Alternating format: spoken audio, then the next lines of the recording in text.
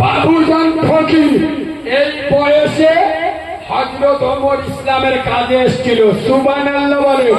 বাবুজান ফকির ভাইয়ের তরে করি আমি দোয়া, আল্লাহ ওর আত্মীয়র কবরে খাবাইও জয়নগরের মোয়া।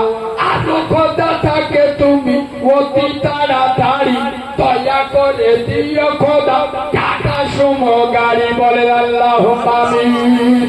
আমার বাবুজান ভাই ৫,০০০ টাকা দেবে, আল্লাহ রুজিতে বরকত দিক, ব্যবসায় বরকত দিক।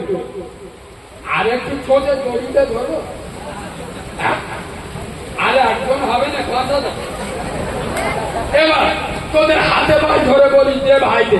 যদি বলেন হাতে ভাই ধরে বললি দিবনি, তোদের কোন জায়গায় ধরে বললি দিবি সেই জায়গায় ধরে বলছি। আর একজন ৫,০০০ দে ভাই দে। তাই এখন একটা লোক উঠেছে, দশা করছিলাম চাঁদার কথা বলেছি, কিছু কিছু মাল উঠছে, মানে ভেবে নেবেন জালি মাল। আমার জন্য চাইতেছি, এ কথা বলে না আমার জন্য চাইতেছি, খোদার ঘরের জন্য। চাঁদা তুললে তোর কষ্ট তো বেশি হয়।